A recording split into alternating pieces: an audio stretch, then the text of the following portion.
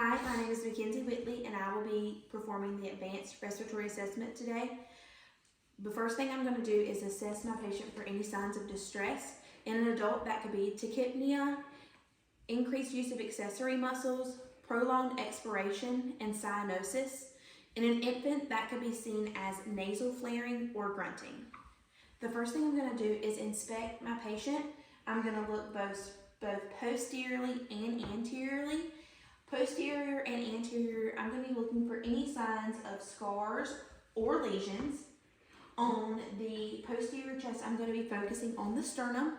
I'm going to be looking for a sunken sternum, which would show me that they have a funnel chest, or a protruding sternum, which would show me a pigeon chest. Then I'm going to inspect my patient's back. I'm going to be looking for any curvature of the spine. That would lead me to know that the patient may have scoliosis. Okay, next I'm going to have my patient turn to the side. I'm going to inspect also their anterior and posterior chest in comparison to the transverse chest.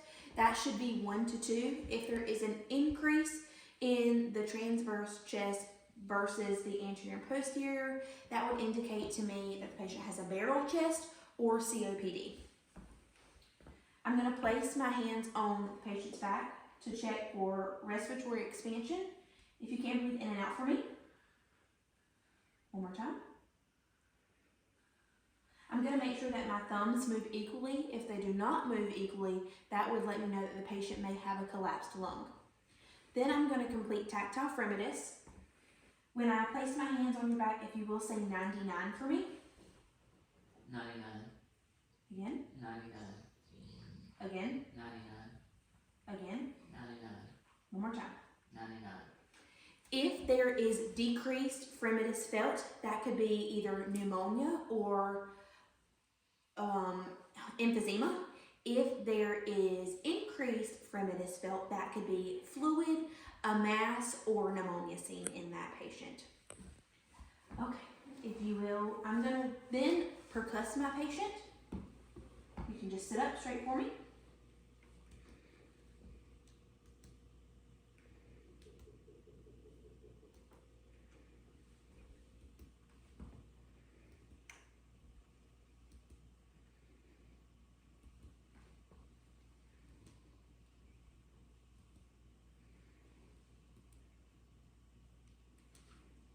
I'm going to be listening for resonance.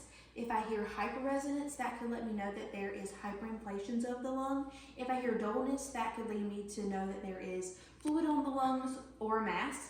I'm going to complete the same laterally for my patient. Extend your arm for me.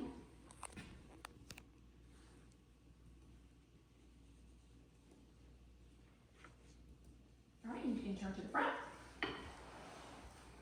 Again, percussing again.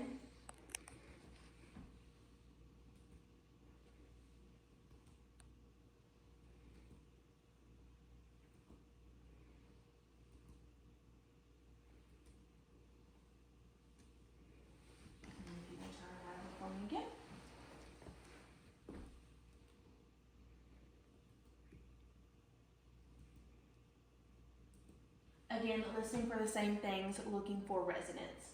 If you will turn so that your back is visible. Now I'm going to check for diaphragmatic excursion.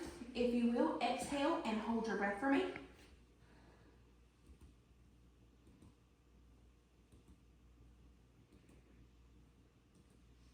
I'm going to percuss until I feel or I hear different sound. Okay, you can exhale.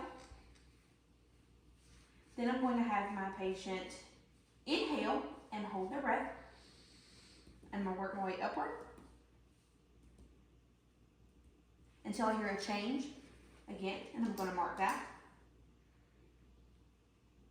I'm going to complete the same on the other side. If you can, exhale and hold it.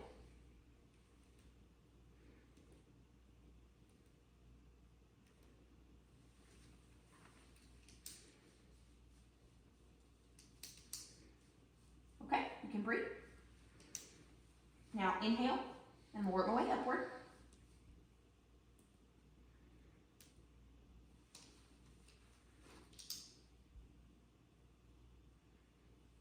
That should be 3 to 5 centimeters on the patient. It can be higher on the right side due to the liver. Now I'm going to auscultate the patient's lungs. I'm going to start by listening to their back.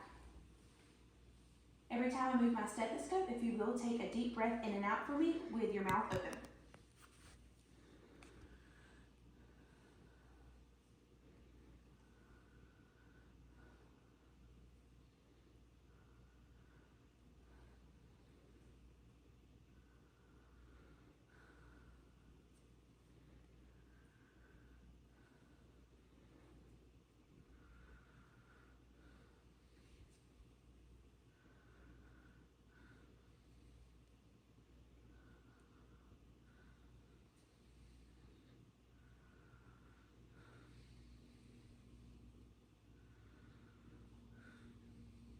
I'm now going to auscultate laterally. Hold your arm up for me. Breathe in and out.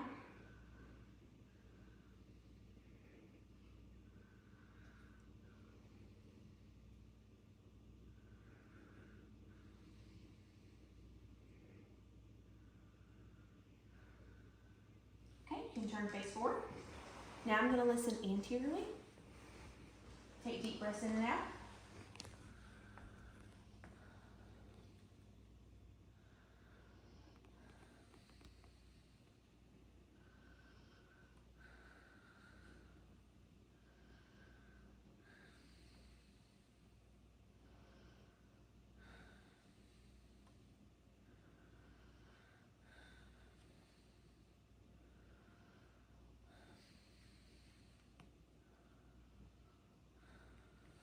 And then again, one more time laterally. Again, take deep breaths in and out.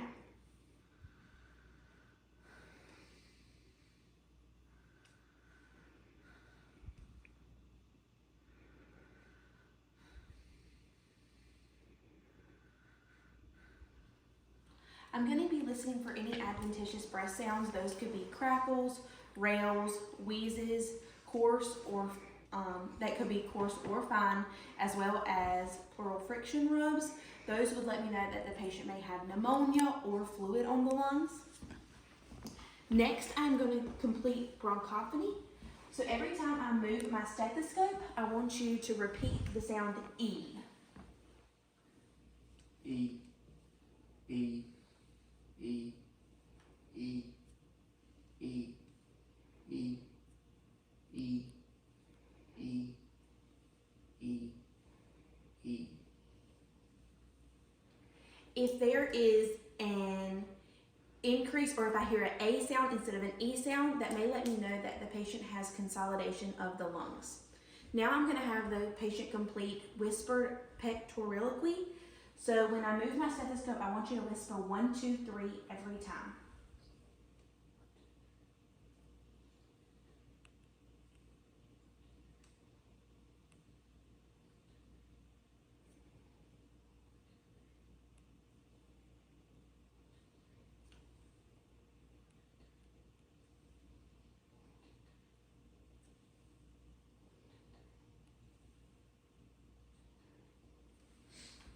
If I'm able to hear the whisper more loudly, that could also let me know that there is consolidation of the lungs.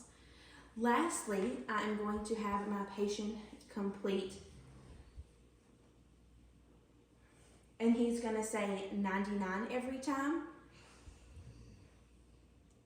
99, 99, 99, 99, 99, 99, 99, 99, 99, 99. If I hear 99 more loudly, that would also let me know that the patient may have consolidation of the lungs. Thank you.